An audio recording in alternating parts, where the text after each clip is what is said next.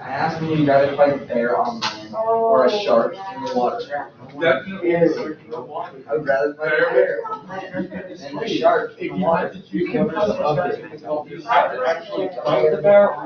Okay. The female bird will attack you. It's not going to happen anyway, so what difference does it make? You never know to actually fight the bear, or you scared off. I like that. I'm going to gosh. Okay, enough. We were working on something called components of vectors. And we said that if we had a vector like this, and let's just say it's 10 meters per second. So I've got a vector of a velocity of 10 meters per second in this direction, whatever this direction is. The idea of components, component means a part of something, right? A component of something is a part of something, an essential part of something. And I can take two vectors, one in the x direction or horizontal direction and one in the y direction, and add these two vectors together, right? This is vector addition. I can add these two vectors together, and it ends up being the same thing as this, right? We have to have an intuitive understanding that this plus this is the same thing as this, okay? This plus this is the same thing as this. So, if I have this vector, and I'm glad that you did, if I have this vector, this would be the horizontal component, and I could call that V sub h. Or I could call it V sub x because it's also in the x direction. And I can call this V sub v for vertical, or V sub y for being in the y direction. So this plus this gives me this. And then we said we could use our trigonometry to figure out the lengths of these sides, because this might be important, because if this is a velocity of an object that's flying through the air, I may not want to know what this velocity is. I might want to know what its ground speed is. Or I might want to know what its ascent velocity is. How fast is it going up? I may not want to know how fast is it going at this particular angle. I may want to know how fast it's going horizontally or how fast it's going up. So we remind ourselves that for this angle then, this is the adjacent side, this is the opposite side, and this is the hypotenuse, right? And so I have a way to find this side. If I have an angle and I have a velocity or a side, and we'll say that theta here equals 30 degrees, okay, just to make it easy, and I can figure out how things work. And I remember that my strategy, if I forget everything about how to do this stuff, my strategy is, what side do I have? I have the hypotenuse. What side do I want? I want the adjacent side, because I know SOHCAHTOA, CAH, I know that to find the adjacent side, I can use the cosine. So I'm going to say cosine of theta equals A over H, right? This is if I forget how to do this. I just start by writing out the definition of whatever trig function I am missing, right? All right, and that I need. Okay, and then I can say, oh, by the way, this is the same thing. This adjacent side is the same thing as VH, and the hypotenuse is the same thing as the side V. Oh, well, I want VH, right? This is what I want. So I'm going to get this by itself. I'm going to isolate it. So all I have to do is multiply both sides of the equation by V, and then I automatically know that VH is going to equal V times the cosine of theta. Okay, so that's what I'm going to do if I forget. Most of you we'll end up just knowing this formula, okay, because it makes sense. Or you can think, well, this is the adjacent side associated with cosine. I know I have to multiply the parent vector by the cosine. Oh, opposite side is associated with the sine, and all I have to do is multiply the parent vector here by the sine then. So you will eventually, if you don't right away, know these formulas.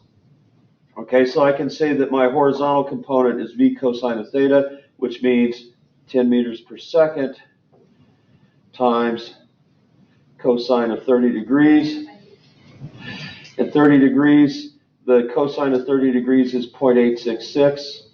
So I'm going 8.66 meters per second. Okay? I think it's at 0.866. If I do the same thing with the vertical component, then it's going to be v times the sine of theta, and that's going to equal 10 meters per second times sine of 30 degrees. And you should all know that the sine of 30 degrees is 1/2, so this is going to equal 5 meters per second. Okay, so I'm traveling at a ground speed of 8.6 meters per second. I'm ascending at a rate of 5 meters per second. Okay, so that's how we use this. So that's our review of that concept. And so now we have a couple of problems that we hadn't gotten to yet. Okay. So, the jet that you're flying to Disneyland takes off at a velocity of 100. Who wants to go to Disneyland right now? Yeah. Let's go. Yeah. The jet that you're flying on to, you guys don't have to worry. You don't get sick. It's just the rest of us that get sick from you, right? The jet that you're flying on to Disneyland takes off at a velocity of 134 meters per second at an angle of 27.4 degrees. What are the horizontal and vertical components of the velocity? So, I'm going to say v equals 134 meters per second. And so I do want to see a vector diagram. For any problem like this, I need to see a vector diagram. And I need to see things labeled appropriately. I want to know what the horizontal and vertical components. Another way I could have asked that again is, what is the ground speed and what is the ascent speed or the ascent velocity of these things? And so I'm going to need to have a, and notice I'm switching up between Vx and V horizontal. It doesn't matter. Just make sure you are aware that they both mean the same thing. And if I don't remember that this is the V cosine of theta, remember I can label my sides and say I have the hypotenuse, I want the adjacent side. That means I need to use cosine. I write the definition of cosine of theta as A over H, and then I say, oh, by the way, that's the same thing as Vx over V. Oh, then Vx equals V times the cosine of theta. Okay, now, if you just practice that a few times, it's really easy to get this into your brain and you don't forget it. So, who can calculate this for me? 134 meters per second. 118.97. How much? 118.97. Okay, so we'll round that up to 119 meters per second. So it's the cosine of 27.4 degrees. 119 meters per second. And then ask yourself, does this answer make sense? Look at the length of this line compared to the length of the hypotenuse. That's what this is anyway, right? It's the ratio of this compared to this. The ratio of this compared to this. And this looks like it should be about 119, right? If this is 134, then this looks like it should be about 119. So you can use this to help you remember where to check your answer, right? Okay, and so we're going to do the same thing for the ascent speed. And, oh yeah, that's the opposite side, so I need sine Vy equals V times the sine of theta equals 134 meters per second. Yes, I always want you to use units times the sine of 27.4, and that's going to end up being what? What did we get for that? 62%. 62? Yes. Okay. Okay. So I'm rising. Oh, by the way, I was supposed to remind you that, what a good segue, huh? Rise by lifting others up. I just want to put a plug in for this. I know a lot of people just say, oh, it's silly, it's Hope Week, it's, okay, yeah, I pay lip service to that. And I know I'm not the most uplifting person in the world, and I apologize for that. I would love to be able to lift all of you up, okay? And I hope in some way, shape, or form, by what you learn in my classes, that you do get lifted up in some way.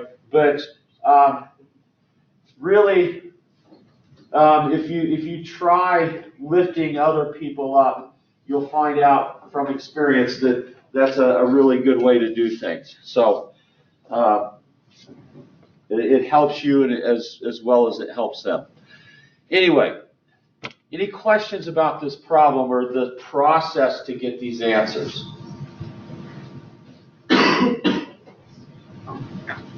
Okay.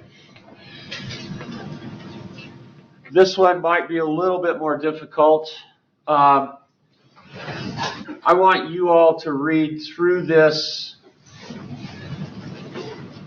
And actually, let me make sure that you understand what I'm asking here, because it's almost kind of a confusing question. You fire a bullet from a high-powered rifle at a target at an angle of 13.6 degrees below the horizontal. Okay, so you're firing it towards a target down below you, and the bullet travels 167.5 meters to hit the bullseye. So this is going to be a displacement vector, not a velocity vector. And when you hit the target, this raises a flag to exactly your eye level.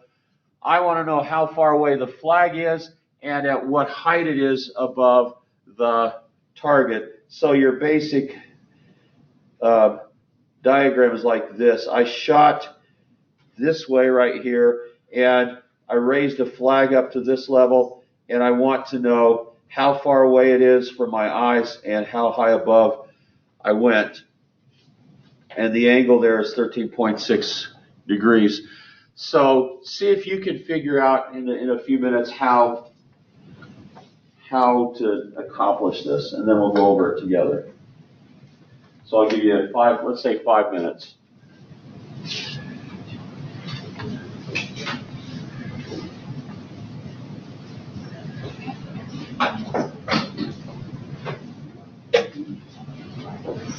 And yes, I actually expect you to work on this rather than wait until I do it for you.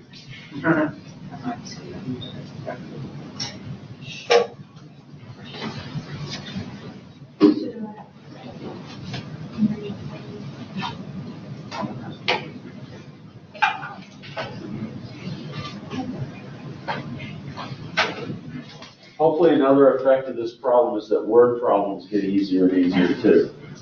Yeah. Because everyone loves word problems, right?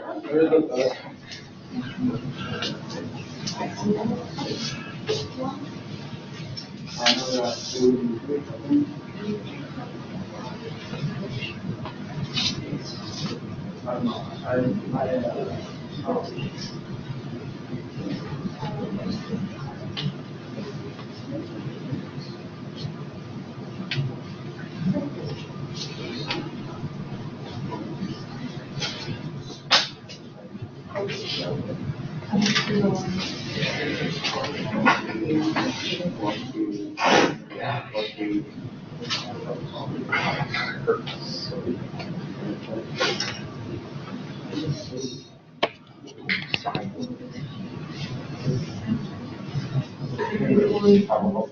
does anyone feel confident enough that they want to come up and show everybody how they did this on the board? Not really. You what? I can give it a shot, but I won't promise anything. Okay? Joe wants to come up and show us what he knows. Oh, no. Joe, you were just Can I throw something away? Hey, I've never seen anybody get that excited about being able to throw something away before. He's ready for his game today. Yeah. So, we'll hope that I don't have COVID. The marker transmits it to you.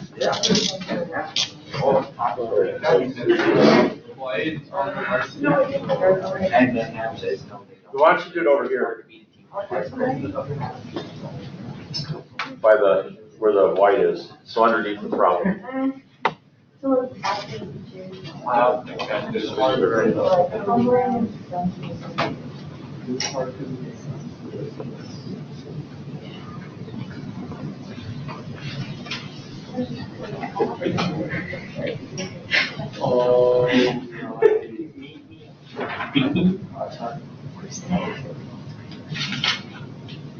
that number underneath the A? 167.5 meters. Okay, it's just really small. Oh.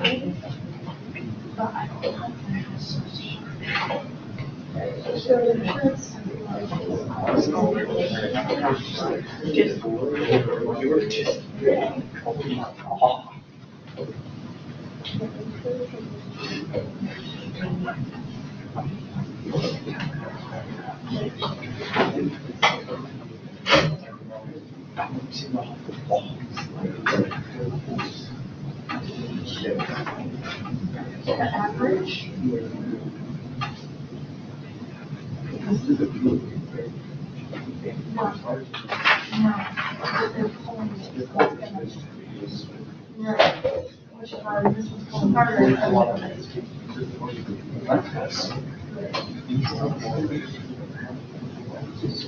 Bueno. Okay? Are these the right answers? I have no idea, Dr. Mark. He is, in this round. Okay, I thought we were now, to draw a triangle. we are. Okay, so here's the deal. These are correctly done, and I can see what he's done to try to get to this, sort of. But the thing that I don't want to do, when I have to grade these things, okay, it can either take me like 2 seconds to say, yeah, you did this right, or it can take me 5 minutes to try and figure out what you're thinking. Okay? I need to see everything that I am asking for. This is awesome, but it's not complete. Okay? This is awesome, but it's not complete because I don't have a vector diagram okay? And I don't have a formula. I do have substitution into a formula, but I need to see all of these things. And the reason for that is that I need everybody to be on the same page, okay? I don't want to be put into a position of trying to say, oh, this is worth 70% of what I want, and this is worth 98% of what I want. When I go to grade these things, I have a list of things that I look for, and in my mind it's worth a certain number of points. And so if I don't see those things, I'm going to take those points off, okay? Because I need to do everything the same way for everybody, okay? It's wonderful if you can do all of this stuff in your head. I applaud you and I love you for that. That's great. But not everybody can, and I have to have a way to measure everybody's abilities with what I want to see. Okay, so this is great, but I need to see a vector diagram, and when you create a formula, I need to see the formula. The whole point of the vector diagram is to inform you about what the formula should be. So I would need to see, as far as a vector diagram, okay, I would need to see that this is my parent vector, right? I have a displacement of 167.5 meters, okay? I agree that's also small, but I have a final displacement of 167.5 meters, and to get that displacement of 167.5 meters, the distance between here and where the flag is going to be d1, and the distance here is going to be d2. It doesn't matter if you say this is d1 and this is d2, or this is d1 and this is d2. I just need to see that you are trying to find this, and then I need to see the angle of 13.6 degrees here. Okay, so this would be an adequate vector diagram. Okay, and then I at least need to see that you say D1 equals, and which side of the triangle is this? It's the adjacent side, right? So I at least need to see that this is the same thing as D times the cosine of theta, and then that is 167.5 meters times the cosine of 13.6 degrees, and then that equals 162. Okay, so a word about how far you need to go here, okay? I'm not going to mind if you put all of these numbers here, all of these decimal places here, but what I would like you to do is look at the number of digits that are in this. How many digits are in this number? 4. And how many are in this number? 3. So there's 4 digits here, and there's 3 digits here. Okay? Your answer really should have the same number of digits in it as the smallest number of digits in the problem. Okay? So there's 3 digits here, so I would round this to 3 digits. Okay? And by the way, if I have a number like this, 0.000496, okay, this has 3 digits. We wouldn't count the trailing or the beginning zeros on a number like that. Okay?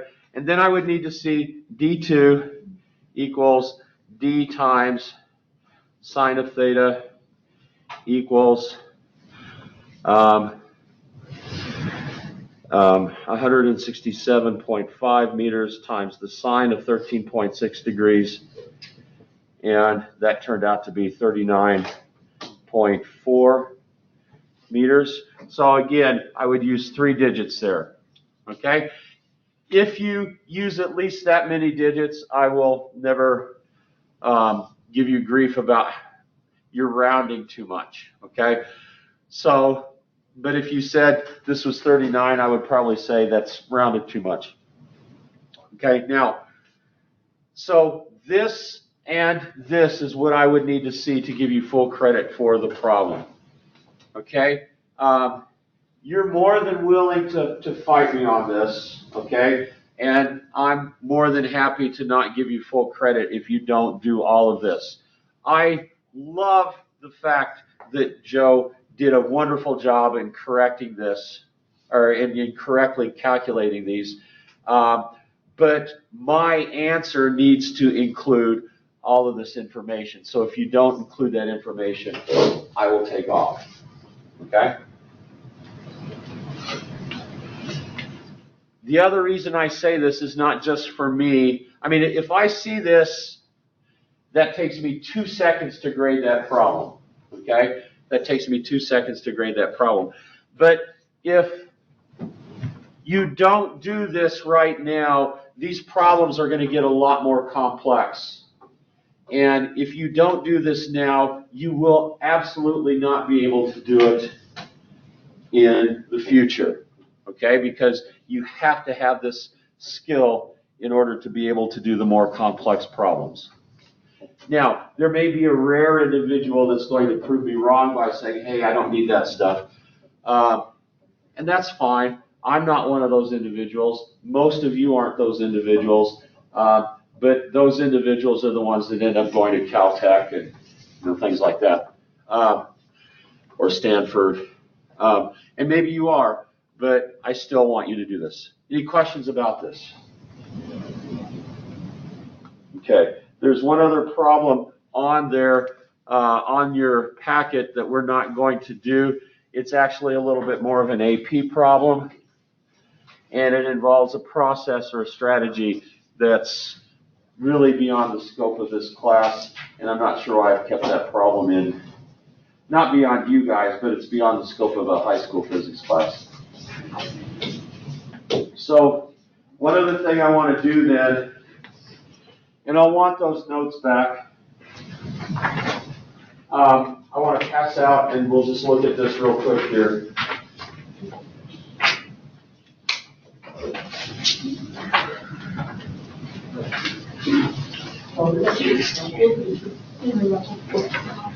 So make sure your names are on those. You don't want those. Yeah, that's fine.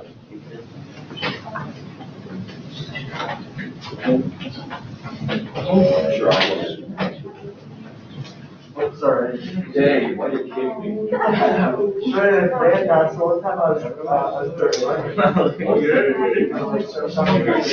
Yeah. Sounds like we're listening.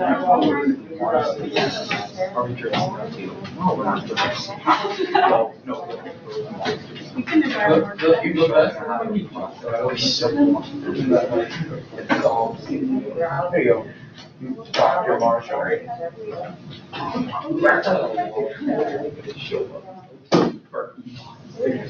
Okay.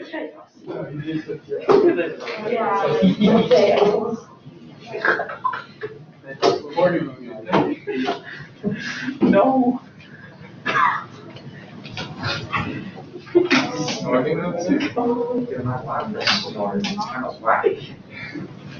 Probably just down. Someone just got stabbed. Show up with that. Okay, so we kind of established in the first unit of stuff that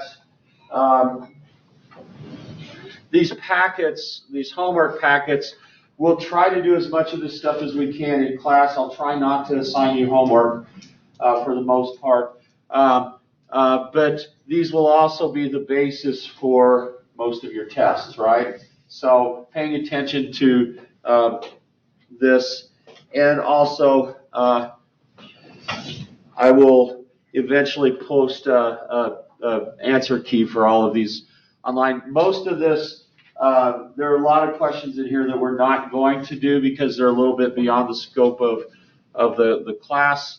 Some of the questions in here are more AP type questions.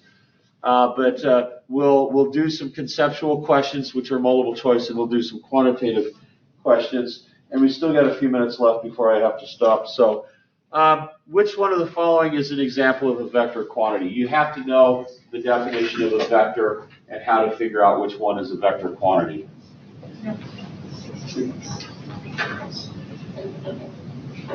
Distance. Is it distance? Okay, what's my definition of a vector? The arrow that has to have a direction. Magnitude and direction, right? Okay, obviously mass just has a magnitude, right? It doesn't have a direction.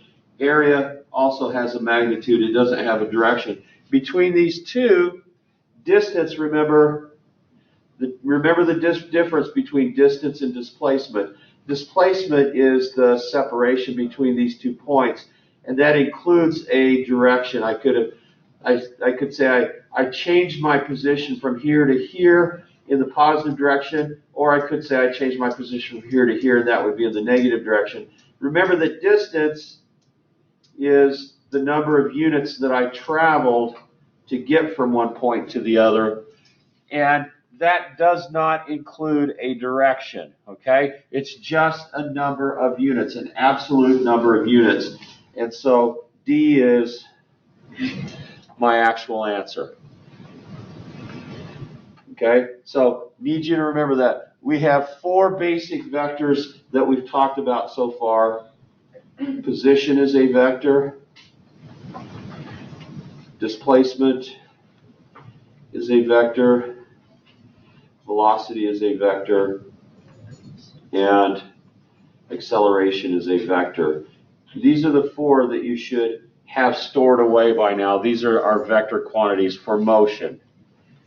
Okay, we'll add other vector quantities. But the thing about vectors is that they can be added in 2 dimensions. Okay, I can add these 2 vectors. Because I'm adding both value and direction, when I add these 2 vectors together and find out what the length of this is, I find out that this is the same as doing this. If I add this to this, that's the same as doing this. So if I'm going 10 meters per second in this direction and 9 meters per second in this direction, I'm going whatever the Pythagorean theorem tells me that the length of this vector is, right? Okay? That's why we need to understand what vectors are. It's because I can add vectors like that. Okay? Now, we didn't talk a lot about this, but we'll go ahead and try to answer this question. Which of the following operations will not change a vector? Okay? So if I have a vector